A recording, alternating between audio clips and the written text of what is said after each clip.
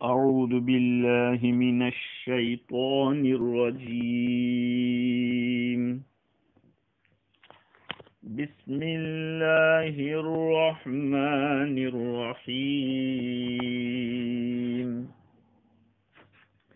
إن ربكم الله الذي خلق السماوات والأرض في 6 أيام ثم استوى على العرش يغشي الليل النهار يطلبه حثيثا والشمس والقمر والنجوم مسخرات بأمره ألا له الخلق والأمر تبارك الله رب العالمين. ادعوا ربكم تضرعا وخفية إنه لا يحب المعتدين. صدق الله العظیم. معزز سامعین، بزرگوں، پیارے بھائیوں، سننے والی خواتین، مائیں اور بہنیں، آپ حضرات جانتے ہیں کہ اس سے پہلی مجلس کے اندر اللہ رب العزت نے زمین و آسمان کو 6 دن میں پیدا کیا اور عرش کے اوپر اللہ تعالی مستوی ہوا. پھر رات اور دن کے بارے میں اللہ تعالیٰ کا کیا کام ہے، کیسے اللہ تعالیٰ رات کو دن کے اوپر اور دن کو رات کے اوپر لے آتے ہیں. اسی طرح سے سورج، چاند اور دوسرے ستاروں کو کیسے اللہ تعالیٰ نے مسخر کیا، یہ سب باتیں چل رہی تھی. اس میں اشارہ اس بات کی طرف، جیسے کہ مولانا عبدالمجید دریابادی علیہ الرحمہ نے اپنی تفسیر ماجدی میں لکھا کہ دنیا کے اندر بہت ساری قومیں، جیسے کہ مصر کی قوم ہے، کلدانی قوم ہے، یہ سورج کی، چاند کی اور ستاروں کی عبادت کرتے تھے.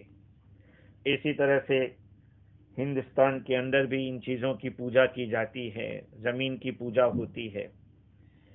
اللہ رب العزت نے ان ساری چیزوں کو رد کر دیا کہ یہ سب میری مخلوق ہے، اللہ نے پیدا کیا ہے، تو مخلوق تو عبادت کے لائق کیسے ہو سکتی ہے؟ تو ان کا رد ہوا. یہ ساری مثالیں بیان کرنے کے بعد حق سبحانہ و تعالی نے فرمایا الا لہ الخلق والامر تبارک اللہ رب العالمین.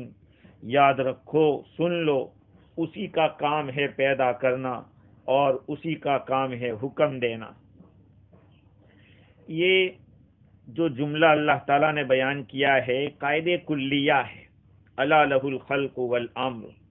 جتنی بھی مثالیں دی گئی اور کتنی مثالیں دی جائیں، بس ایک بات یاد رکھیں کہ خالق ہونا اور حاکم ہونا یہ کسی اور کا کام نہیں ہے. اس کے سوا کوئی دوسرا نہ کسی ادنا چیز کو پیدا کر سکتا ہے اور نہ کسی کو کسی پر حکم کرنے کا حق ہے. اللہ تعالیٰ کی ذات کے سوا کسی کو یہ چیز دی نہیں گئی، اللہ تعالیٰ نے کسی کو دی نہیں ہے، یہ اللہ کے قبضے میں ہے. ہاں، یہ الگ بات ہے کہ اللہ تعالیٰ ہی کی طرف سے کسی کو حکومت کرنے کی اجازت دی ہو، اللہ نے دیا ہو، حق دیا ہو.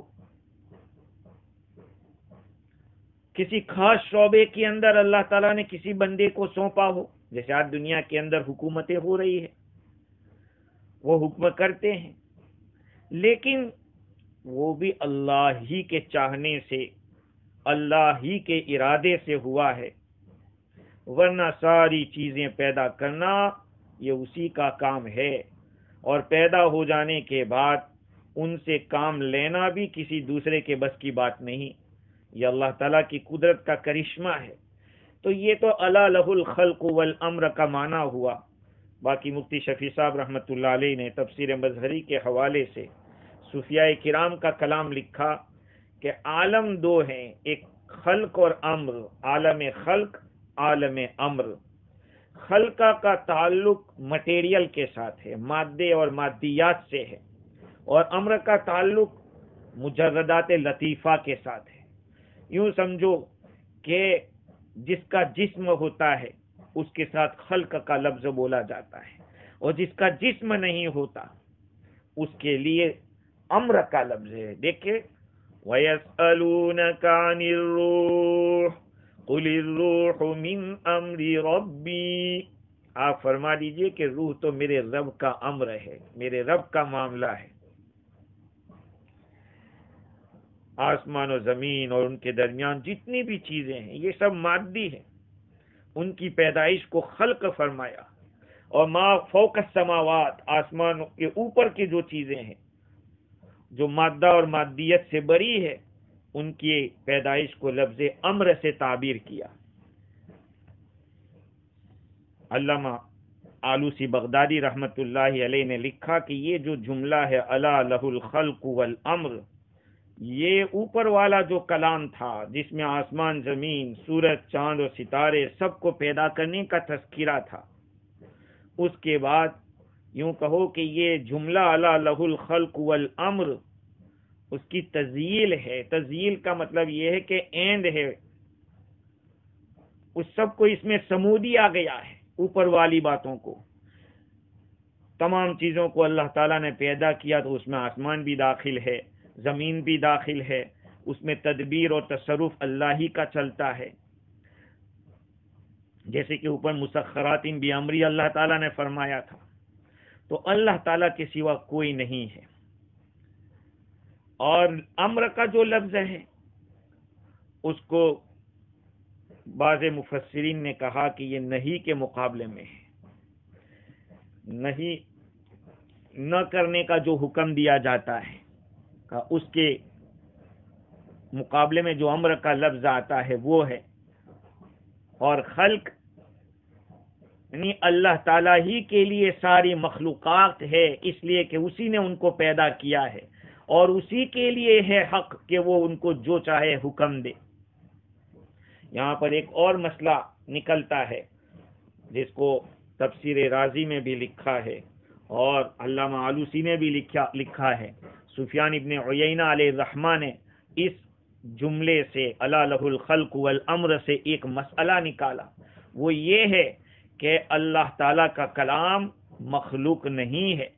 اللہ تعالیٰ کا کلام مخلوق نہیں، اس لیے کہ اللہ تعالیٰ نے خلق اور امر ان دونوں میں فرق کیا ہے. لہ الخلق الا لہ الخلق والامر، تو خلق کو الگ بیان کیا، امر کو الگ بیان کیا. اس لیے فرماتے ہیں کہ جب اللہ تعالیٰ نے خلق اور امر کو الگ کیا، اگر کوئی ان دونوں کو جمع کر دے گا تو اسے کفر لازم آئے گا. فمن جمع بینہما فقد کفر، یعنی اللہ تعالیٰ کا وہ امر جو کلام ہے، اللہ تعالیٰ کا کلام وہ امر میں داخل ہے. اب اس کلام کو کوئی آدمی کہتا ہے کہ وہ خلق میں سے ہے، وہ ایمان سے نکل جائے گا. قرآن کریشن نہیں ہے، مخلوق نہیں ہے. امام رازی نے اس مقام کے اوپر لکھا ہے، بڑی تفصیلات لکھی کہ اس جملے کے ذریعے بہت ساری باتیں ثابت ہو رہی ہے. ایک بات تو یہ کہ کسی بندے کے لیے حق نہیں ہے کہ کسی پر کوئی چیز لازم کر دے. اس آیت سے یہ بات ثابت ہو رہی ہے. اور دوسری ایک بات یہ بھی ثابت ہوتی ہے کہ اللہ تعالی اپنے بندے پر جو چاہتا ہے حکم دے سکتا ہے. اور تیسری ایک بات یہ بھی معلوم ہوتی ہے کہ اللہ تعالیٰ کلام کرتا ہے اس لیے کہ وہ حکم دیتا ہے. جب حکم دیتا ہے تو وہ متکلم بھی ہے، وہ ہمیں حکم دینے والا بھی ہے، خبر دینے والا بھی ہے، خبر لینے والا بھی ہے، پوچھنے والا بھی ہے. یہ ساری چیزیں لہ الخلق والامر. اس کے تحت امام رازی نے یہ بھی لکھا کہ اس آیت کریمہ سے ایک بات یہ بھی ثابت ہوتی ہے، جو کلمہ ہے لا الہ الا اللہ، اللہ کے سوا کوئی قابل عبادت نہیں ہے، کوئی معبود نہیں ہے، یہ کلمہ بھی ثابت ہو رہا ہے۔ اس لیے کہ اگر دو الہ ہو جائیں گے، دو خدا نعوذ باللہ ہو جائیں گے، تو پھر کیا ہوگا؟ خالق اور عامر بھی الگ ہو جائیں گے۔ یہاں خالق اور عامر تو اللہ ہی ہے، اس کے سوا کوئی نہیں۔ اور دوسری ایک بات یہ ثابت ہوتی ہے کہ جو لوگ ستاروں کو سمجھتے ہیں کہ ستاروں کو ایک پاور ہے جس سے دنیا کے نظام کے اندر کچھ اس کا اثر ہوتا ہے، کہا نہیں، الا لہ الخلق والامر، اسی کے لیے خلق ہے، اسی کے لیے امر ہے، پیدا کرنا وہ بھی اسی کا کام، اور پیدا کرنے کے بعد حکم دینا وہ بھی اسی کا کام ہے۔ اور ایک بات یہ بھی معلوم ہوئی کہ نیچر ہے، عقول ہے، اس کا لوگ سمجھتے، فلاسفہ جیسے سمجھتے ہیں، طلسمات والے، اہل طلسمات یہ سمجھتے ہیں کہ چیزوں کے اندر بھی تاثیر ہوتی ہے، جب ان کو اس طرح ملایا جاتا ہے تو یہ چیز پیدا ہو جاتی ہے۔ یہ سب بیکار ہے، الا لہ الخلق والامر۔ اور ایک بات یہ بھی معلوم ہوئی کہ بندوں کے افعال بھی وہی پیدا کرنے والا ہے، لہ الخلق والامر۔ یہ ساری باتیں امام رازی نے بڑی تفصیلات کے ساتھ لکھی ہے۔ تو یہ جو جملہ ہے الا لہ الخلق والامر، اس کے اندر ساری چیزیں سما جاتی ہے۔ تو گویا کہ یوں سمجھو مفتی شفیع صاحب رحمۃ اللہ علیہ کی زبان میں کہ یہ ایک قاعدے کلیہ بتلایا ہے، ایک لو بتلا دیا کہ پیدا کرنا اور حکم دینا، انسان کو اسی نے پیدا کیا، انسان پر اسی کا حکم چلنے والا ہے، کسی اور کا حکم نہیں چلے گا۔ آگے اللہ تعالیٰ نے فرمایا تبارک اللہ رب العالمین، اللہ سبحانہ و تعالی بڑی برکت والا ہے، جو سارے جہانوں کا رب ہے۔ برکت کے کیا معنی ہے؟ برکت کے معنی بتلاتے ہوئے علامہ آلوسی بغدادی علیہ الرحمہ نے لکھا کہ برکت کے دو معنی بتلائے جاتے ہیں۔ ایک معنی ہے بقا، اللہ تعالیٰ برکت دے یعنی اللہ تعالیٰ اس کو باقی رکھے، اللہ تعالیٰ اس کو ثابت رکھے۔ اور برکت کے دوسرے معنی ہے کثرت الآثار، یعنی اس کے آثار زیادہ ہو۔ اگر پہلا معنی مراد لیتے ہیں ثابت، فتبارک اللہ، اللہ تعالی بابرکت ہے، یعنی ثابت ہے، دائم ہے، وہ ہمیشہ سے ہے اور ہمیشہ رہے گا۔ اور اگر دوسرا معنی مراد لیتے ہیں اللہ تعالی بابرکت ہے کا مطلب ساری خیرات، بھلائیاں، سارے کمالات یہ اللہ تعالی ہی کی طرف سے ہے، اور یہ تعریف کے لائق وہ اللہ ہی کی ذات ہے، اللہ ہی کے خاطر ہے۔ تو مفسر جو زجاج ہیں ان کا کہنا یہ ہے کہ برکت سے مراد کثرت۔ ہاں، ہمارے یہاں بھی جب برکت کا معنی بولا جاتا ہے تو بہت سارے لوگ یوں سوچتے ہیں کہ جیسے $100 دے کا اللہ اس میں برکت دے تو 200 ہو جائے۔ ایک مطلب تو یہ ہو سکتا ہے، اور ایک مطلب یہ ہے کہ اس 100 میں اللہ تعالیٰ اتنی طاقت رکھ دے کہ جو کام 500 میں ہوتا تھا اللہ تعالیٰ وہ 100 ہی میں کرا دے، یہ بھی برکت ہے۔ اصل میں برکت کا معنی کہاں سے نکلا اور کیسے آیا، اس کو بیان کرتے ہوئے تفسیر روح البیان کے اندر صاحب ابن عباد کا ایک واقعہ لکھا ہے۔ وہ یہ ہے کہ یہ 3 لفظ کی حقیقت کو جاننے کے لیے ادھر ادھر چکر کاٹ رہے تھے، رقیم اور تبارک، اور تیسرا لفظ ہے متا۔ یہ 3 لفظوں کے معنی کی تحقیق کے لیے ابن عباد ادھر ادھر چکر کاٹ رہے تھے کہ کہیں سے اس کا معنی مجھے مل جائے۔ اور اس میں کوئی شک نہیں، جو دیہات کی زبان ہوتی ہے اس زبان کے اندر بہت ساری باتیں ایسی کھل کر آ جاتی ہے کہ آدمی اس کو ڈکشنری سے بھی نہیں سمجھ سکتا۔ تو یہ 3 لفظ، ایک ہے رقیم، رقیم کے معنی غار، گفا جس کو کہتے ہیں غار، اور دوسرا لفظ ہے تبارک، تیسرا لفظ ہے متا، متا کے معنی استعمال کی چیز۔ یہ عرب کے قبائل کے اندر چکر کاٹ رہے تھے کہ یہ الفاظ اصلی معنی کیا رکھتے ہیں یہ معلوم ہو جائے۔ چنانچہ ایک عورت کو انہوں نے سنا، وہ پوچھ رہی تھی این المتا، متا وہ چیتھڑا یا وہ کپڑا یا استعمال کی چیز، وہ متا کہاں ہے؟ تو اس کا بیٹا جو چھوٹا تھا وہ کہتا ہے کہ جاء الرقیم واخذ المتا وتبارک الجبال، یہاں رقیم کے معنی کتا، کتا۔ اس چھوٹے بچے نے جواب دیا کہ کتا آیا، اس نے وہ چیتھڑا لیا اور پہاڑ پہ چلا گیا۔ تو پھر انہوں نے ان لوگوں سے پوچھا کہ یہ جو لفظ بچے نے کہا کہ جاء الرقیم واخذ المتا وتبارک الجبال، تو بتایا کہ رقیم کے معنی کتے کے ہے، اور متا اس کو کہتے ہیں جس کو پانی سے بھگویا جاتا ہے اور پیالوں کو اس سے پوچھا جاتا ہے، جس کو ہماری گجراتی میں مہوتا کہتے ہیں گجراتی میں، لیکن یوں سمجھو کہ کچن کے اندر جو کپڑا رکھا جاتا ہے جس سے چیزوں کو صاف کیا جاتا ہے وہ ہے متا۔ وتبارک الجبال یعنی پہاڑ پہ چلا گیا، چڑھ گیا۔ تو چڑھنے کے اندر بڑھنے کا معنی ہے۔ اس طرح سے ابن عباد نے اس کی حقیقت کو سمجھا۔ خیر، اللہ تعالیٰ فرماتے ہیں تبارک اللہ رب العالمین، اللہ سبحانہ و تعالی بڑے برکت والے ہیں، اور جو رب العالمین ہے تمام عالموں کے رب ہیں۔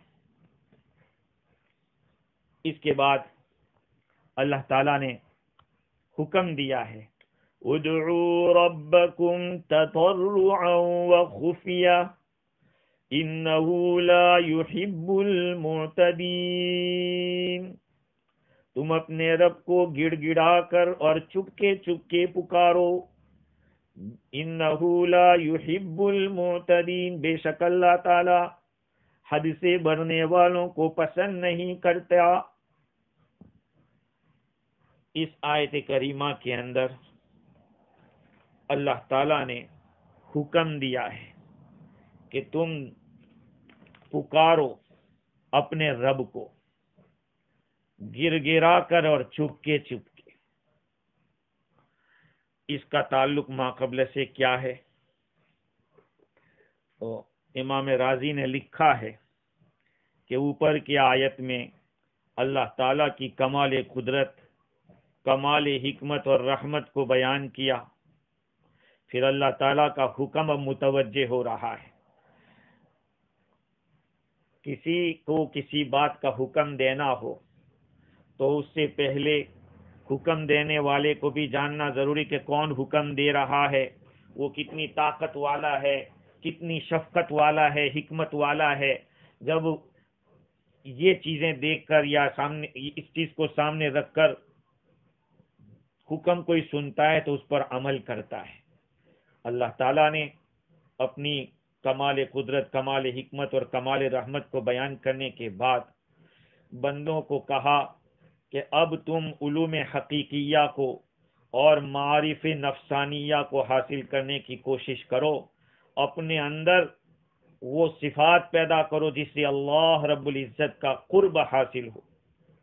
اس لیے وہ مناسب اعمال اللہ تعالیٰ نے بیان کیے جس کے ذریعے بندہ اللہ کا قرب حاصل کر سکتا ہے، اور وہ ہے اللہ تعالیٰ کی عبادت۔ اور عبادت میں سب سے بڑھیا عبادت دعا ہے، یہاں تک کہ الدعاء مخ العبادت، دعا تو عبادت کا گودا ہے، مغز ہے۔ چنانچہ اللہ تعالیٰ نے دو یہاں پہ حکم دیا، ایک اور اس کے آداب بھی بتلائے۔ ادعو ربکم تضرعا وخفیہ۔ ادعو کا ایک معنی ہے دعا کرو، دعا کرنا، اور ایک معنی ہے عبادت کرنا۔ عبادت کے معنی میں بھی دعا کا لفظ آتا ہے، جیسے کہ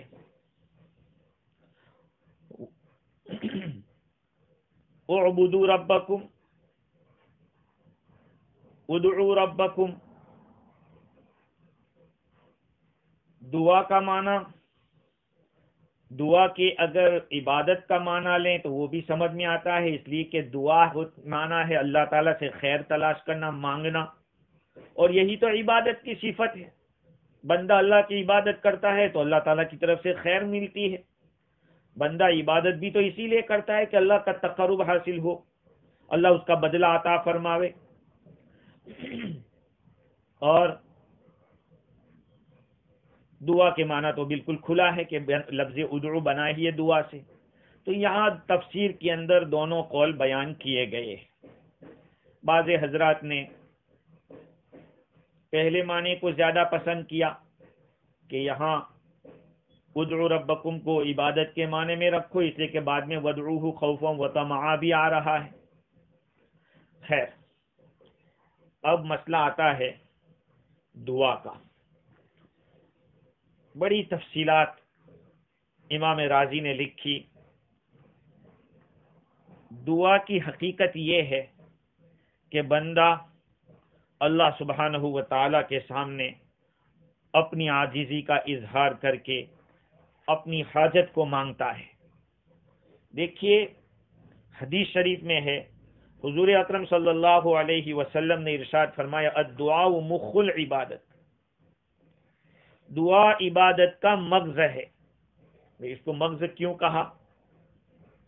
امام علامہ آلوسی بغدادی نے روح المعانی میں لکھا کہ دعا کرنے والا دعا کی طرف اسی وقت بڑھتا ہے جبکہ وہ اپنی حاجت کو دیکھتا ہے کہ میری حاجت یہ ہے، مجھے اس چیز کی ضرورت ہے، اور اس حاجت کو پورا کرنے میں اپنے آپ کو عاجز سمجھتا ہے کہ یہ میں اپنی طاقت سے نہیں کر سکتا، تو وہ کسی طاقتور سے کہتا ہے، وہ اللہ کی ذات کو جانتا ہے کہ میرا رب ہی اس کو کر سکتا ہے، اور وہی دعا کو سنے گا اور وہی حاجت کو پورا کرے گا۔ تو گویا کہ وہ اللہ کی قدرت کو مانتا ہے، جانتا ہے کہ اللہ قادر ہے کہ یہ چیز مجھے پہنچائے گا اللہ تعالیٰ۔ اور ظاہری بات ہے کہ اپنے آپ کو عاجز سمجھنا اور خدا کو قادر سمجھنا، یہی تو سب سے بڑی عبادت ہے۔ ساری عبادتوں کی جڑ یہی ہے کہ آدمی اپنے آپ کو بالکل ختم کر دے، عاجز سمجھ لے اللہ کے سامنے، اور اللہ ہی کو سارا پاورفل اللہ ہی کو سمجھے۔ یہ تو سب سے بڑی عبادت ہے، اور دعا میں یہی چیز ہوتی ہے کہ آدمی اپنی جو چاہ رہا ہے، مانگ رہا ہے، اپنے آپ کو عاجز پا رہا ہے اور حق تعالی شانہ ہی کو قادر سمجھ رہا ہے، تو اپنی عاجزی کا اظہار کر کے بندہ اللہ سے مانگتا ہے۔ اس لیے دعا کو مخ العبادت کہا۔ لیکن اب سوال یہ کہ دعا کرنا کیسا ہے، کرنا چاہیے یا نہیں کرنا چاہیے؟ بعض لوگ دنیا میں ایسے بھی ہے کہ کہتے ہیں دعا کی کیا ضرورت ہے۔ امام راضی نے اس کے 10 دلائل قائم کر دیے۔ جو لوگ یہ کہتے ہیں کہ بھئی دعا کی، ان کا کہنا یہ ہے کہ آپ کسی چیز کے تلاش کرنے والے ہیں، متلاشی ہیں، اور دعا کے ذریعے آپ طلب کر رہے ہیں، تو اگر وہ چیز واقع ہونی والی ہے تو وہ واقع ہو کے رہے گی۔ اللہ تعالیٰ کے علم میں اگر یہ ہے کہ وہ تم کو ملنا ہے تو مل کے رہے گا، اور نہیں ہے ملنا آپ کو تو نہیں ملے گا، پھر دعا کا فائدہ کیا؟ ایک دلیل یہ بتائی۔ دوسری بات یہ ہے کہ اگر اللہ تعالیٰ نے ازل میں اس مطلوب کو، اس مقصود کو پورا کرنے کا فیصلہ کر رکھا ہے، وہ تو حاصل ہوگا چاہے تم دعا کرو یا نہ کرو۔ اگر اللہ تعالیٰ نے ارادہ کیا ہے کہ وہ تم کو نہیں دے گا تو وہ نہیں ملے گا، پھر طلب کا فائدہ کیا؟ مطلب یہ کہ تم دعا کر کے جو چیز اللہ تعالیٰ نے فیصلہ کیا کہ نہیں مجھے نہیں دینا ہے، تم اس کو چینج کرنا چاہتے ہو، وہ تو محال ہے۔ تیسری دلیل یہ بتائی کہ دعا کے ذریعے جو چیز طلب کی گئی ہے اگر اس کو دینے میں اللہ کی حکمت ہے، مصلحت ہے، تو وہ دے گا، چاہے دعا کرو یا نہ کرو، کیونکہ اللہ تعالیٰ بخیل نہیں ہے، بخل سے اللہ تعالیٰ پاک ہے، اور اس کی حکمت نے اگر منع کر رکھا ہے کہ نہیں اس کو دینے میں نقصان ہے بندے کا، پھر بندہ اگر دعا کی طرف اقدام کر رہا ہے تو اب چاہے دعا کا اقدام کرے یا نہ کرے وہ نہیں دے گا۔ اور چوتھی دلیل یہ بتائی کہ دعا غیر الامر، بھئی دعا امر کے علاوہ ہے، مطلب یہ ہے کہ دعا کرنے والا اگر کم درجے کا ہے اور حکم دینے والا اعلیٰ درجے کا ہے، بندہ کہہ رہا ہے کہ ایسا کرو اور اللہ تعالیٰ نہ کہہ رہا ہے، تو گویا کہ جو کم درجے کا ہے وہ اپنے اوپر والے کو کہہ رہا ہے کہ نہیں کرنا پڑے گا، یہ تو بے ادبی ہے، اس طرح کی دعا کرنا۔ یہ ایک دلیل بتائی۔ اور پانچویں دلیل یہ بتلائی کہ دعا مشابہت رکھتی ہے اس چیز سے کہ بندہ اپنے رب کی طرف اقدام کرتا ہے کہ اچھے سے اچھا کیا جائے یا درست کیا، بندہ جس چیز کو یہ سوچ رہا ہے کہ یہی صحیح ہے اور یہی ثواب ہے، میرے لیے یہی ہونا چاہیے، اللہ کو بتلا رہا ہے بندہ کہ یہ کرو، اور گویا کہ بندہ اللہ کو متنبع کر رہا ہے کہ ایسا کرنا چاہیے، حالانکہ اللہ جانتا ہے کہ ایسا نہیں ہے، گویا کہ یہ تو بہت بری حرکت ہو رہی ہے۔ الغرض لمبی تفصیلات ہے اس کے اندر۔ امام رازی نے، جو لوگ یہ کہتے کہ دعا کی کیا ضرورت ہے، اللہ کو پتہ نہیں، بعض ایسے جاہل ہوتے ہیں بولتے بھی ہیں کہ دعا کا کیا فائدہ، وہ تو لکھ دیا ہے اس نے، وہ ہو کے رہے گا، جو لکھا ہے وہ ہوگا، نہیں لکھا ہے نہیں ہوگا۔ مجھے لگتا ہے کہ اصل میں یہ دعا کی حقیقت سے ناواقف ہے۔ اگر اس طرح کے سوالات دعا کے اوپر ہو رہے ہیں تو امام رازی کا کہنا یہ ہے کہ یہ سارے سوالات نماز، روزہ، زکوٰۃ پر بھی ہوں گے کہ بھئی اللہ تعالیٰ نے ہمیں اگر لکی لکھا ہے، جنت ہم کو ملنی ہے تو مل کے رہے گی، چاہے عبادت کریں یا نہ کریں، اس طرح کے سوالات ہوں گے۔ اور اگر بدبخت کسی کو لکھا ہے تو کہا کہ عبادت کر کے پھر فائدہ کیا ہے جب لکھا ہی ہمیں بدبخت؟ تو اصل میں بات یہ ہے کہ دعا کی حقیقت کو سمجھو۔ دعا کی حقیقت یہ ہے کہ بندہ اپنی عاجزی، اپنی ذلت اور اپنی کمزوری اس کا اعتراف کرتا ہے، اور حق تعالی شانہ کی عزت کا اعتراف کرتا ہے، اور یہی بات ساری عبادتوں کے اندر مطلوب ہے۔ یہ ساری عبادتوں میں یہی مطلوب ہے کہ بندہ اپنے آپ کو گرا دے اور حق تعالی شانہ کی عزت کا اعتراف کرے۔ بندہ دعا کی طرف اسی وقت بڑھتا ہے جبکہ اپنے مقصد کے اندر دیکھتا ہے کہ میں یہاں تک نہیں پہنچ سکتا، میں عاجز ہوں، تو قادر کے سامنے پیش کرتا ہے، اللہ تعالیٰ کے سامنے، اور وہی قادر ہے۔ اس کی رحمت تقاضا کرتی ہے کہ اس بندے کی حاجت کو پورا کر دیا جائے۔ تو بندہ اپنی حاجت کو دیکھتا ہے، عاجزی کو دیکھتا ہے، اللہ تعالیٰ کے کمال علم اور قدرت اور رحمت کو دیکھتا ہے، تو پھر مانگتا ہے۔ اور دوسری بات یہ ہے کہ حق سبحانہ و تعالی اپنے بندوں کی عاجزی کو دیکھنا چاہتے ہیں کہ میرا بندہ کتنا گراتا ہے۔ اسی لیے کتابوں میں لکھا ہے کہ بعض دفعہ اللہ سبحانہ و تعالیٰ کے پاس بندہ مانگتا ہے تو اللہ تعالیٰ کو آواز ناپسند ہوتی ہے تو فرماتے فرشتے سے کہ ان کو دے دو ان کو، اور جس کی آواز اللہ کو پسند ہوتی ہے تو کہا رہنے دو، اس کو اور مانگنے دو، اس کے آواز میں مجھے مزہ آ رہا ہے۔ اللہ سبحانہ و تعالیٰ خوش ہوتے ہیں ایسے بندے کی آواز سے۔ تو اللہ تعالیٰ فرماتے کہ رہنے دیجیے. اللہ تعالیٰ نے اس آیت کریمہ کے اندر حکم دیا ادعوا ربکم تضرعا وخفیا، تم اپنے رب سے دعا کرو عاجزی کے ساتھ اور پوشیدہ طور پر. تضرع کے معنی تذلل، تخشع اور اپنے نفس کی ذلت کا اظہار یہ ہے. وخفیہ، اور اللہ تعالیٰ سے اپنے رب سے دعا کرو عاجزی کے ساتھ. لفظ رب ظاہری بات ہے کہ یہ لفظ رب اس کو پلٹاؤ الٹاؤ تو اس کے معنی بر. بر کے اندر بھی مہربانی کا معنی ہے، شفقت کا معنی ہے. اللہ تعالیٰ کی ایک صفت هو البر التواب. رب اور بر بتدریج کمال تک پہنچانے کو مربی کہتے ہیں. رب کا جو لفظ ہے وہ تربیت سے بنا ہے، وہ مربی کے معنی میں ہے. اور مربی اس کو کہتے ہیں جو کسی چیز کو دھیرے دھیرے اس کے کمال تک پہنچاتا ہے. اللہ سبحانہ و تعالی انسانی بلکہ تمام مخلوقات کے نفوس کو ظاہری نعمتوں سے تربیت کرتے ہیں اور باطن کو رحمت کے ذریعے تربیت کرتے ہیں. دلوں کی جو تربیت ہوتی ہے رحمت کے ذریعے ہوتی ہے. عبادت کرنے والوں کے نفوس کی تربیت احکام شریعت سے ہوتی ہے، اور اللہ تعالیٰ سے محبت کرنے والے جو مشتاق لوگ ہیں ان کے قلوب کی تربیت آداب طریقت سے کرتے ہیں، اور اللہ سے محبت کرنے والے ان کے اسرار کی تربیت انوار حقیقت کے ذریعے کرتے ہیں. تو یہ لفظ رب جو ہے اس کو بعض علماء کرام نے اسم اعظم جس سے اللہ تعالیٰ کو پکارا جاتا ہے اللہ قبول کرتا ہے تو اس کو اسم اعظم قرار دیا. بعضوں نے لفظ اللہ کہا ہے کہ لفظ اللہ، بعضوں نے حی قیوم کہا ہے.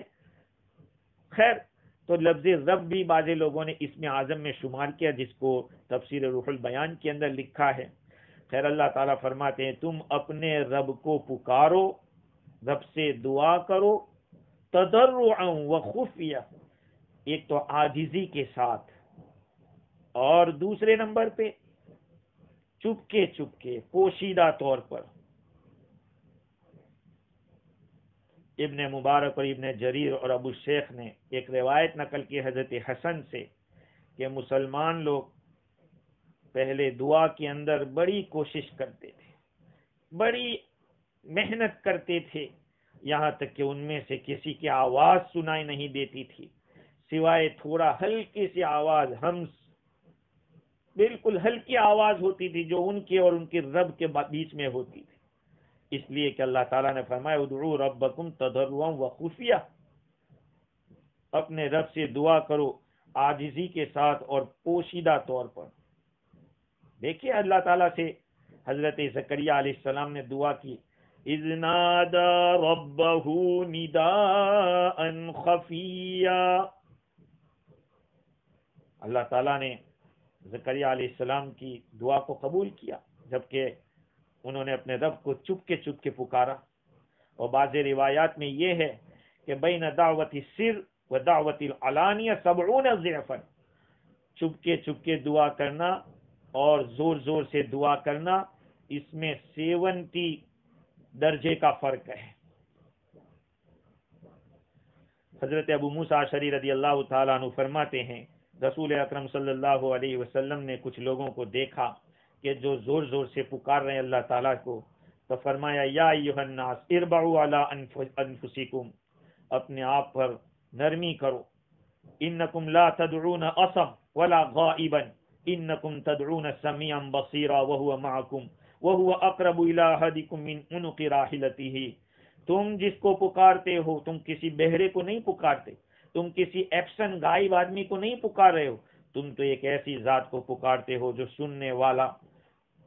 سننے والی اور دیکھنے والی ذات ہے. وہ تمہارے ساتھ ہیں اور تم سے تمہاری سواری کی گردن سے بھی زیادہ قریب ہے. وہ اپنے آپ پر نرمی کرو، چلاؤ مت دعا کے اندر. اس لیے بعض حضرات نے یہ کہا کہ دعا کے اندر چپ کے دعا کرنا یہی اصل ہے. بعض حضرات نے اس میں تفصیلات بھی کی ہے کہ کہاں پہ زور سے کیا جائے، کہاں آہستہ کیا جائے. ادعوا ربکم تضرعا وخفیہ، تم اپنے رب سے دعا کرو آہستہ آہستہ، عاجزی کے ساتھ اور چپ کے. اللہ تعالیٰ نے اس آیت میں آہستہ دعا کرنے کا حکم دیا ہے. بظاہر تو ایسے ہے کہ یہ واجب ہے، حالانکہ واجب نہیں ہے، مستحب ہے. افضل یہ ہے کہ آدمی چپ کے دعا کرے، کیونکہ اس کے بعد اللہ تعالیٰ نے فرمایا انہ لا یحب المعتدین، اللہ تعالیٰ حد تجاوزی کرنے والے کو، حد سے بڑھنے والوں کو پسند نہیں کرتا. دوسری دلیل چپکے سے دعا کرنے کی، جیسے کہ زکریا علیہ السلام کی دعا میں نے بتائی. تیسری دلیل جیسے حضرت ابو موسیٰ اشعری رضی اللہ عنہ کی روایت بتائی. اور چوتھی دلیل امام رازی نے جو بتائی ہے وہ 70 درجہ فرق ہونے کو بتایا. حضرت حسن فرماتے ہیں کہ آدمی قرآن کو جمع کرتا تھا اور اس کے پڑوسی کو بھی پتہ نہیں ہوتا تھا. بہت سارے لوگ ایسے ہوتے ہیں جو سمجھتے زیادہ ہے، لوگوں کو پتہ نہیں ہوتا. لمبی رات میں لمبی عبادتیں نمازیں پڑھتے تھے، اور کس پڑوسی کو یا گھر میں آئے ہوئے مہمان کو پتہ نہیں ہوتا تھا. چپکے والی عبادت وہ اللہ کو زیادہ پسند ہے. اور امام رازی نے ایک دلیل یہ بتائی کہ چپکے سے دعا کرنا کیوں افضل ہے. وہ یہ ہے کہ انسان کا جو نفس ہے وہ زیادہ پسند کرتا ہے پبلسٹی کو زیادہ پسند کرتا ہے.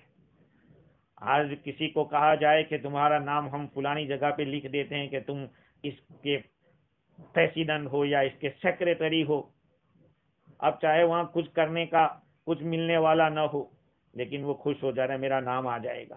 کیونکہ انسان کا اندر نفس ایسا ہے کہ اس کو پبلسٹی اور بڑا بننے کا بڑا شوق ہے. دکھاوا آج شوق والا زیادہ ہو گیا ہے. جب وہ دعا میں زور سے پکارے گا تو اب اس کی دعا میں دو چیزیں مل جائے گی. ایک تو دعا بھی ہے اور اس کے اندر ریاکاری آ گئی. دعا تو اللہ سے معاملہ کر رہا ہے لیکن بندوں کو بھی دکھانے کے لیے، تو پھر اب کوئی فائدہ نہیں رہے گا. لہذا دعا چپکے سے ہونی چاہیے تاکہ ریاکاری سے بچی ہوئی رہے.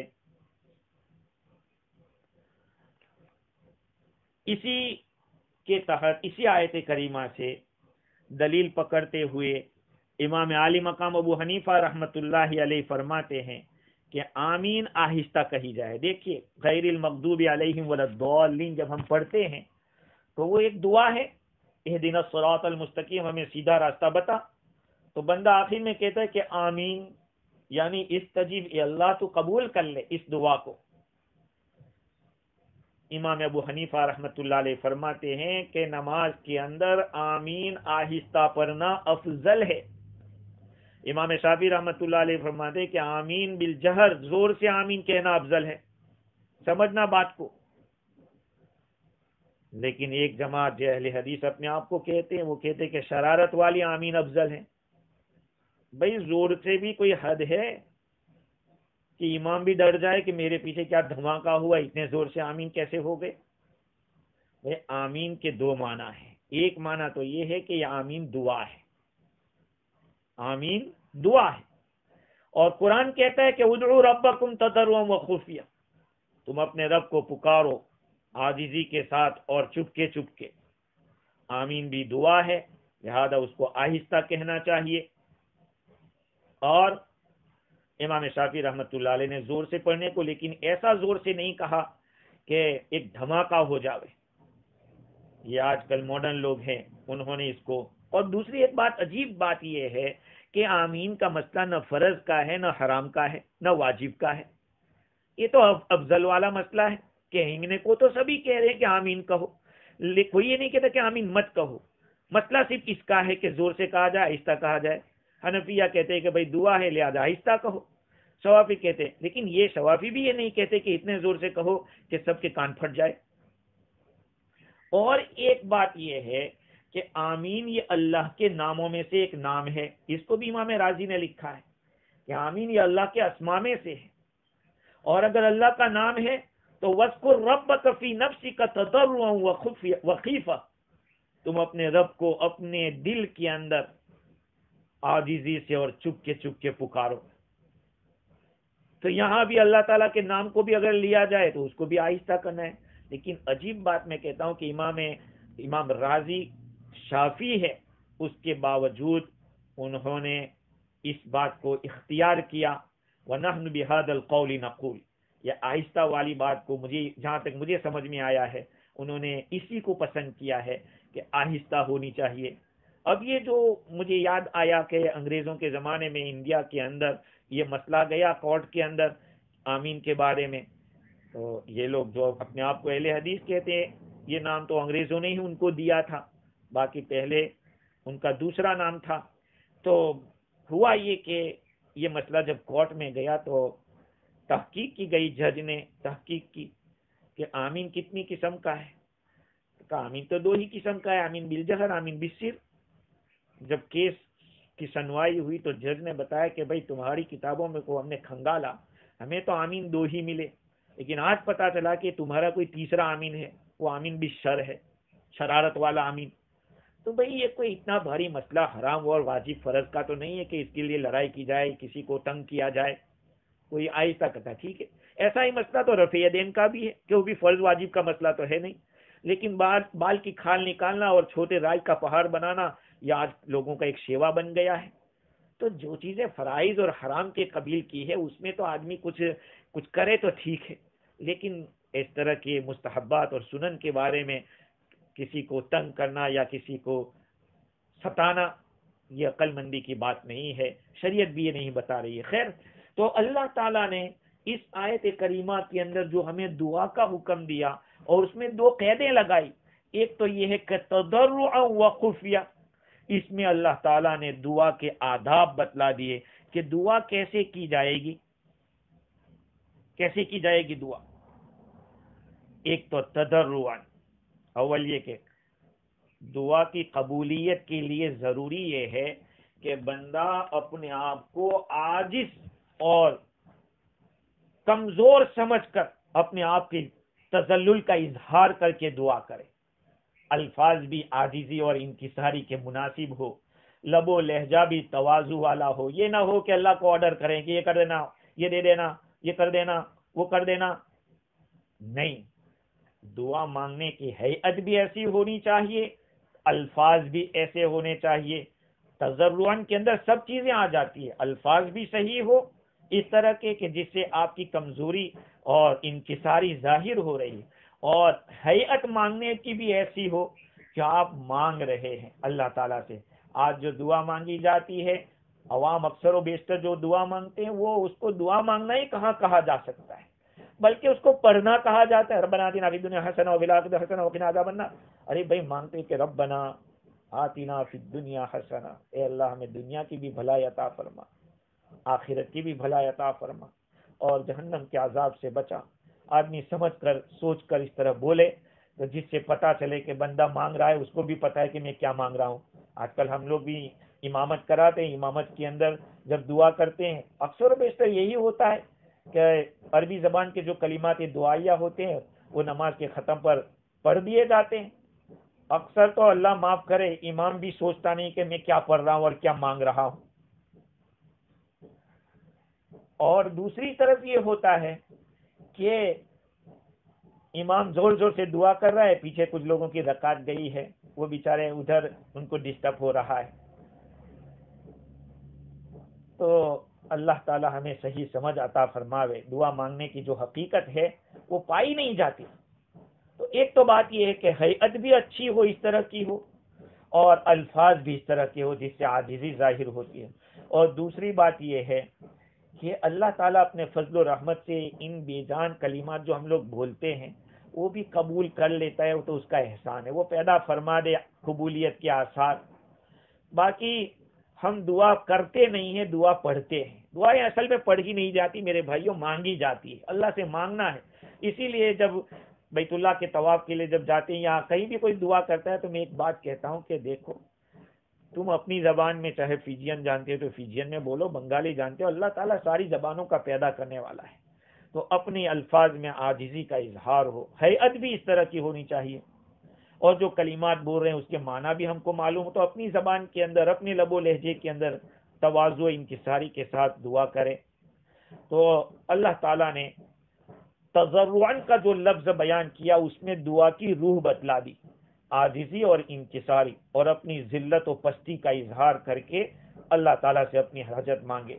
اور دوسرا لفظ خفیہ کا لفظ، تضرعاً و خفیہ، تو یہ بھی اللہ تعالیٰ کی قابل قبول ہو، اس کے لیے یہ لفظ آہستہ مانگنا، اس لیے کہ بہت سی دفعہ بلند آواز سے بندہ مانگتا ہے تو تواضع و انکساری باقی رہنا مشکل ہو جاتا ہے، اور اس میں شہرت کا خطرہ رہتا ہے۔ پھر دوسری بات یہ ہے کہ بندہ جانتا ہے کہ اللہ سنتا ہے، جانتا ہے، پھر بھی زور زور سے بول رہا ہے۔ اللہ تعالیٰ ہر بات چاہے خفیہ ہو یا جہر سب کو سنتا ہے، اسی لیے غزوہ خیبر کے موقع پر صحابہ کرام کی آواز میں دعا کے وقت بلند ہو گئی، تو آپ نے ارشاد فرمایا تم کسی بہرے کو یا غائب کو نہیں پکارے، جیسے بھی میں نے روایت پیش کی تھی۔ حضرت حسن بصری رحمۃ اللہ علیہ فرماتے ہیں کہ علانیہ اور جہرن دعا کرنے میں اور آہستہ دعا کرنے میں 70 درجہ فضیلت کا فرق ہے۔ تو دعا مانگنے کے آداب بھی ہیں، ان آداب کی رعایت کی جائے تو پھر دعا کا اثر ہوتا ہے۔ کبھی کبھی آدمی ایسی دعا مانگتا ہے، اتنی لمبی چوڑی مانگتا ہے جس میں کوئی مقصد بھی نہیں ہوتا، حالانکہ ایسے الفاظ سے دعا مانگو کہ جس کے اندر مختصر الفاظ ہو لیکن وہ دعا جامع ہو۔ حضرت سعد بن ابی وقاص رضی اللہ تعالیٰ فرماتے کہ میں نے آقا صلی اللہ علیہ وسلم کو فرماتے ہوئے سنا کہ آپ فرماتے تھے کہ سیکون قوم یعتدون فی الدعاء، ان قریب ایک ایسی قوم آئے گی جو دعا میں حد تجاوزی کرے گی۔ انسان کے لیے کافی ہے کہ یوں کہے اللہم انی اسألک الجنہ وما قرب الیہا من قول وعمل، اے اللہ میں تجھ سے جنت کا سوال کرتا ہوں اور ایسی بات اور ایسے عمل کا سوال کرتا ہوں جو جنت کے قریب کر دے، وَأَعُوذُ بِكَ مِنَ النَّارِ، اور میں جہنم سے آپ کی پناہ میں آتا ہوں، وَمَا قَرَّبَ إِلَيْهَا مِن قَوْلٍ وَعَمَلٍ، اور ایسے قول اور ایسے عمل سے پناہ مانگتا ہوں کہ جو جہنم کے قریب کر دے۔ کتنی جامع دعا ہے۔ اس کے اوپر تفسیر روح البیان کے اندر آخر میں اس آیت کی تفسیر میں ایک روایت نقل کی کہ ایک اعرابی تھا، اس نے کہا کہ انی اسأل اللہ الجنہ واعوذ بہ من النار، میں اللہ تعالیٰ سے جنت کا سوال کرتا ہوں اور جہنم سے پناہ مانگتا ہوں۔ اور پھر یہ کہا حضور سے کہ انی لا اعرف دندنتک ولا دندنت معاذ، یہ تمہارا معاملہ اور معاذ کا معاملہ جو مانگ رہے ہیں وہ مجھے سمجھ میں نہیں آتا۔ حضور صلی اللہ علیہ وسلم نے فرمایا حولہا ندندن، یعنی تو جو کہہ رہا ہے کہ آپ اور معاذ جو ذکر کرتے ہیں، لمبی لمبی دعائیں کرتے ہیں، یہ تو میں نہیں جانتا، مجھے سمجھ میں نہیں آتا، مجھے تو یہ مختصر سی بات ہے کہ اسأل اللہ الجنہ واعوذ بہ من النار، کہ اللہ تجھ سے جنت کا سوال کرتا ہوں، جہنم سے پناہ مانگتا ہوں۔ تو حضور صلی اللہ علیہ وسلم نے کیا فرمایا حولہما ندندن، ارے بھائی یہ جو تم مانگ رہے اسی کے ارد گرد ہم بھی گھوم رہے ہیں، ہم بھی اسی کے گرد چکر لگا رہے ہیں، جو تو نے مانگا ہے اسی کو ہم مانگ رہے ہیں۔ تو میرے بھائیو، دعا کا اللہ تعالیٰ نے اس آیت کریمہ میں حکم دیا، اور حکم دینے کے ساتھ ساتھ آداب بتائے کہ دعا کے بھی آداب ہیں۔ علامہ آلوسی بغدادی نے مختصراً یہ آداب بتائے جس کو سن لیں۔ ایک تو یہ ہے کہ آداب ہے، دیکھو فرض واجب نہیں ہے، ایک ہے پاکی کے ساتھ، طہارت کے ساتھ آدمی دعا کرے، بے وضو اگر دعا کر لی تو ایسا نہیں کہ نہیں قبول ہوگی، لیکن آداب کا تقاضا ہے کہ حق تعالیٰ شانو سے مانگ رہے ہیں تو ہم باوضو ہو، قبلے کی طرف ہمارا رخ ہو، بغیر قبلے کی طرف رخ نہیں ہے پھر بھی دعا تو قبول ہوتی ہے۔ جیسے کہ جمعہ کا خطبہ جب امام دیتا ہے تو امام کا تو رخ قبلے کی طرف کہاں ہوتا ہے، پبلک کی طرف ہوتا ہے، لوگوں سننے والوں کی طرف ہوتا ہے، اور اس میں دعا کرتا ہے امام۔ تو استقبال قبلہ عامہ حالات کے اندر قبلے کی طرف رک کر کے دعا کرنا چاہیے، اور دل کو تمام مشغولیوں سے فارغ کر کے، خالی کر کے، اور آگے پیچھے درود شریف پڑھ کے، دونوں ہاتھوں کو آسمان کی طرف اٹھا کر کے، اور اپنی دعا میں ایمان والوں کو شریک کر کے ایسی گھڑی میں دعا کرے جو قابل اللہ تعالیٰ کے زیادہ قبولیت کے لیے افیکٹ رکھتی ہے، ایسی جیسے کہ جمعہ کا دن ہے، دو خطبوں کے بیچ میں دل میں آدمی دعا کرے، جمعہ کے دن عصر کے بعد ہے، اور دل سے دعا کرے، دل سے دعا کرے، کیونکہ وہ زیادہ قبول ہوتی ہے۔ اللہ تعالیٰ غافل دل کی دعا کو قبول نہیں کرتا ہے۔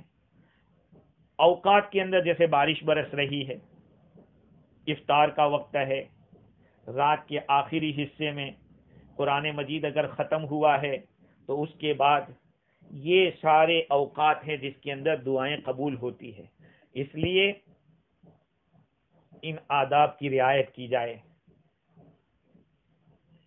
آگے اللہ تعالیٰ فرماتے ہیں انہو لا یحب المعتدین، بے شک اللہ سبحانہ و تعالی حد تجاوزی کرنے والوں سے محبت نہیں کرتے۔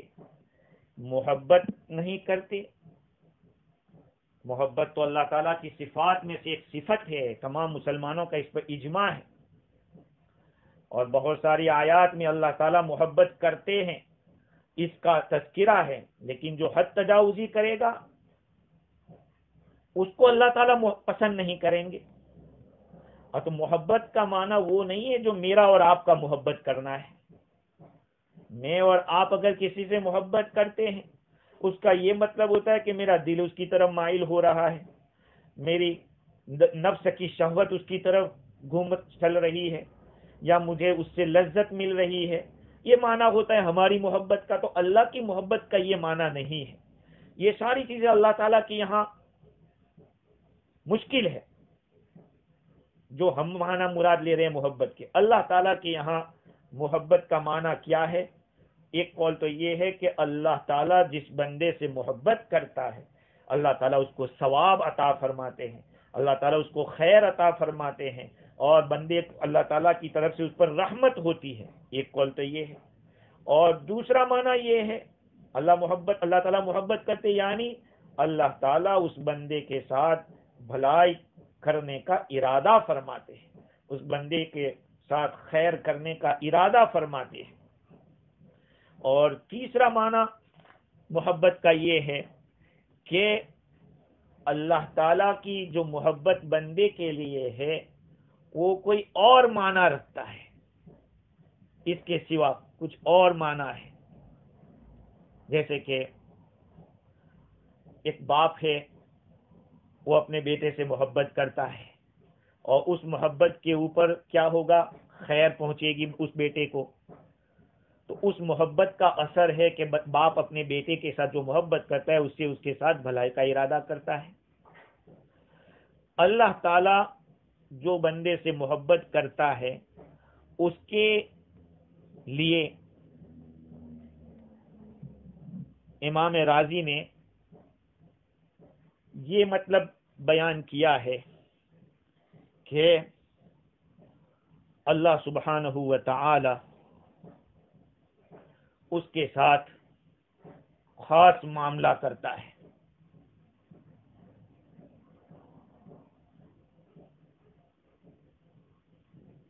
اللہ تعالیٰ کی کوئی دوسری صفت جس کو امام رازی نے لکھا کہ اقصا ما فی الباب ان یقال لا دلیل علی اثبات صفت اخری سوى الارادہ،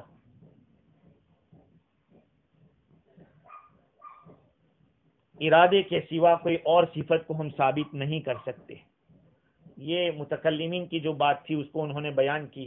خیر مطلب تو یہ ہے کہ اللہ تعالیٰ جب کسی بندے سے محبت کرتے ہیں تو یا تو اس کو خیر پہنچا دیتے ہیں یا خیر پہنچانے کا ارادہ کرتے ہیں۔ آخر میں اللہ تعالیٰ نے فرمایا انہ لا یحب المعتدین، اللہ تعالیٰ حد تجاوزی کرنے والوں سے محبت نہیں کرتے۔ وہ حد تجاوزی کرنے والے ہیں کون؟ کن کے لیے اللہ تعالیٰ نے فرمایا کہ اللہ ان سے محبت نہیں کرے گا؟ اس کے بارے میں بعض حضرات تو یہ فرماتے ہیں کہ دعا کے معاملے میں جو حد تجاوزی کرتے ہیں ان لوگوں سے اللہ تعالیٰ محبت نہیں کرتے، اور بعض حضرات نے یہ کہا کہ شریعت کے کسی بھی معاملے میں حد تجاوزی جو کرے گا اللہ تعالیٰ اسے محبت نہیں کرے گا، کسی بھی چیز کا جس کا اللہ نے حکم دیا ہے اس میں اس کے حکم کے خلاف کرے گا، اللہ نے اگر کرنے کا حکم دیا ہے وہ نہیں کر رہا ہے، نہ کرنے کا کہا ہے وہ کر رہا ہے، جتنا کہا ہے اس سے زیادہ کر رہا ہے یا کم کر رہا ہے، اللہ تعالیٰ ایسوں سے محبت نہیں کرتے یعنی اس کو سزا دیں گے۔ اور بعض حضرات نے کہا کہ دعا کے اندر جو زور زور سے آواز نکالتے ہیں ایسے لوگ معتدین ہیں، وہ اس کے اندر داخل ہیں۔ اور دعا کے اندر حد تجاوزی کی بہت ساری شکلیں ہو سکتی ہے، ایک تو یہ ہے کہ بہت چلا چلا کے دعا کرنا، ایک تو یہ ہے کہ اللہ تعالیٰ سے کوئی ایسی چیز مانگنا جو نہیں مانگنی چاہیے، وہ یوں کہیں کہ اللہ تو مجھے نبی بنا دے، اب یہ نہیں مانگ سکتے۔ اللہ تعالیٰ کے یہاں جن کا مقام ہے وہ ہے، نبی جو تھے ہو گئے، کوئی کہے کہ مجھے آسمان پہ اٹھا لے اللہ تعالیٰ، یا یہ کہ کسی گناہ کے طلبگار ہے، نعوذ باللہ کسی عورت سے اس کو منہ کالا کرنے کا یہ ہو رہا ہے اور وہ دعا مانگ رہا ہے، یا پھر ایسی دعا کرنا جو کتاب و سنت میں تو نہیں ہے لیکن ایسی دعا کر رہا ہے وہ کہ جس کے اندر الفاظ بھی مور مروڑ کر بہت ہی زیادہ مسجع مکفہ کلام کرنے جا رہا ہے، جس میں تکلفات ہوتے ہیں۔ دعا بالکل سمپل ہونی چاہیے۔ حضرت ابو نعامہ عبداللہ بن مغفر رضی اللہ تعالیٰ عنہ کی روایت کرتے ہیں کہ انہوں نے اپنے بیٹے کو سنا کہ وہ اللہ تعالیٰ سے دعا کرا تھا کہ اللہم انی اسألک القصر الابیض عن یمین الجنہ اذا دخلتها، اے اللہ تو جنت کی رائٹ سائڈ میں سفید محل میرے لیے کر دینا، جب میں جنت میں داخل ہو تو بالکل رائٹ سائڈ میں ہو۔ تو عبداللہ بن مغفر رضی اللہ عنہ نے فرمایا کہ بیٹے اللہ تعالیٰ سے جنت مانگ اور جہنم سے پناہ مانگ، کیونکہ میں نے حضور صلی اللہ علیہ وسلم کو یہ فرماتے ہوئے سنا کہ عنقریب ایسے لوگ آئیں گے جو دعا میں حد تجاوزی کریں گے، تو یہ بھی حد تجاوزی ہے۔ اللہ تعالیٰ سے خاص طور پہ تو جنت کا سوال کرنا چاہیے، جہنم سے پناہ مانگنا چاہیے، باقی انسان اپنی ہر ضرورت اللہ تعالیٰ سے مانگ سکتا ہے۔ یہ نہیں ہے کہ دعا آپ صرف دین ہی کی اور آخرت ہی کی مانگ سکتے ہیں، نہیں، حدیث میں تو یہاں تک آیا کہ آپ کا چپل کا اگر تسمہ بھی ٹوٹ جائے، پٹی بھی ٹوٹ جائے تو دعا اللہ سے کرو، اللہ سے مانگو، ہاں اللہ تعالیٰ سے ہی مانگنا چاہیے اور وہیں سے ساری ضرورتیں پوری ہوتی ہیں۔ اب رہا یہ مسئلہ جو حدیث میں یہ بھی آیا ہے کہ خیر الذکر الخفی و خیر الرزق ما یکفی، دعا تو آہستہ کرنے کو کہا گیا، ذکر کے بارے میں بھی یہی ہے کہ ذکر کرو تو آہستہ کرو۔ خیر الذکر الخفی، بہترین ذکر وہ ہے جو پوشیدہ ہو، اور بہترین رزق وہ ہے جو انسان کے لیے کافی ہو۔ لیکن یاد رکھیں کہ ذکر کے معاملے میں بعض حالات میں زور سے بھی مطلوب ہوتا ہے اور افضل ہوتا ہے، جیسے کہ اذان ہے وہ بھی ذکر ہے، اقامت ہے وہ بھی زور سے کہا جائے گا، اسی طرح سے زور سے نماز جو پڑھی جاتی ہے اس میں زور سے قرات کرنا، نماز کی تکبیر تشریق اس کو بھی زور سے، حج میں تلبیہ زور سے کہنا۔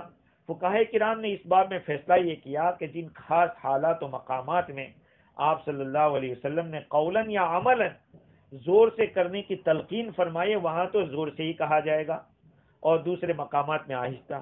رہا یہ کہ جو صوفیاء کرام ذکر کے لیے زور سے کہتے ہیں، ہمارے خاص طور پر یہ چشتیہ کے اندر، چشتیہ جو سلسلہ ہے اس سلسلے کے اندر زور سے ذکر ہوتا ہے اور نقشبندیاں کیا آہستہ ہوتا ہے، تو